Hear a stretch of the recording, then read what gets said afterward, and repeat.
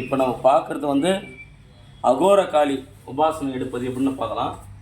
அகோரகாளி உபாசனை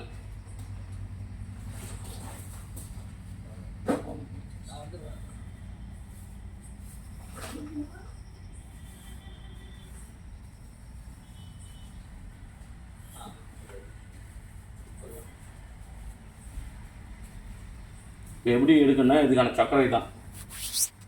இது ஆறுகார் எந்திரத்தில் இந்த சக்கரத்தை வரைஞ்சிக்கணும்.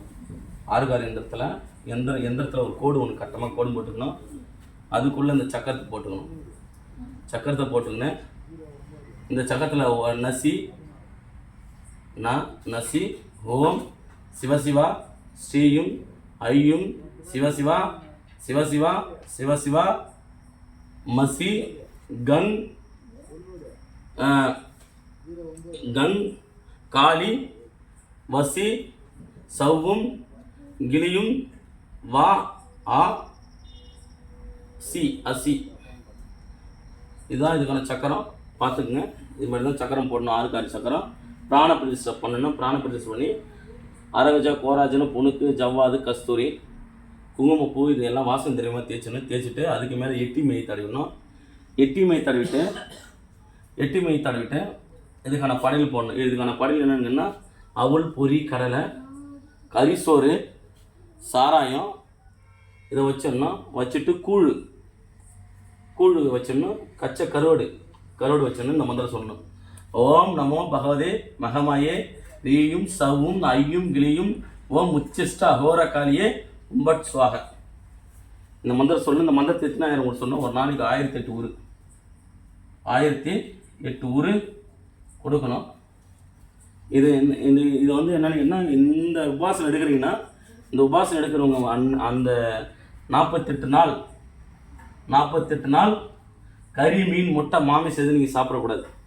கறி மீன் முட்டை மாமிசம் எதுவும் சாப்பிடக்கூடாது.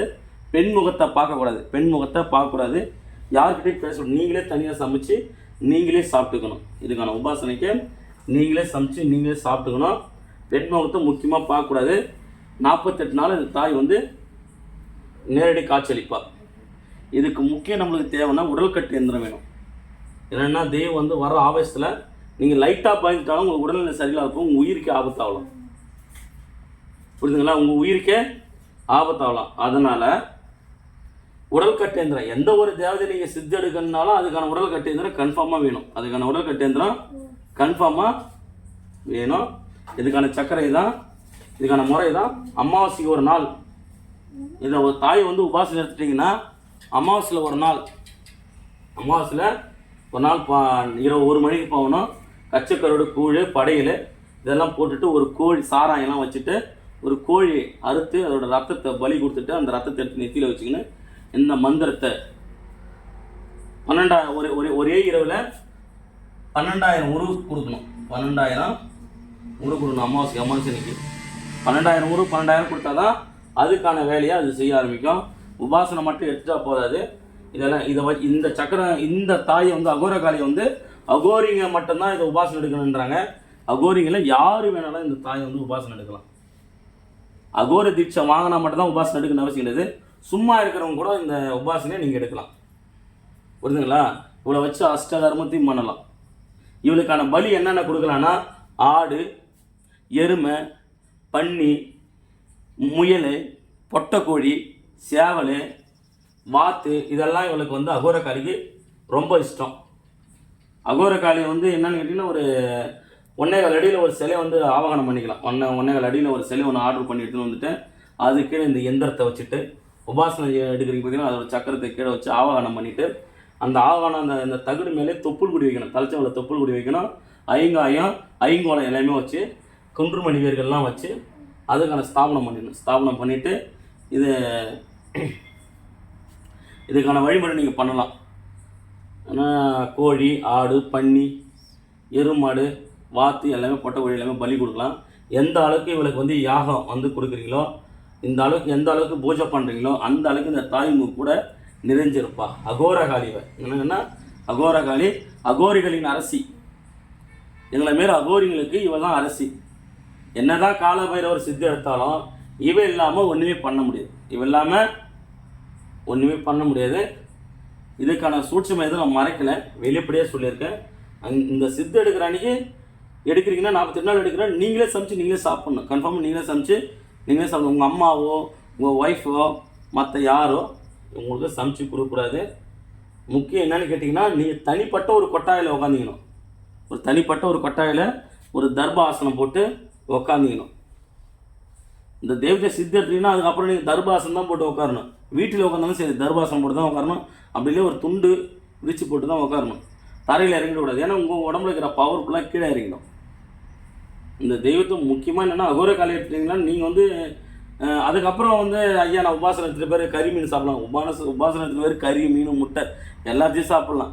அதுக்கு பலி கொடுக்குறது அனைத்தையும் சாப்பிட்லாம்.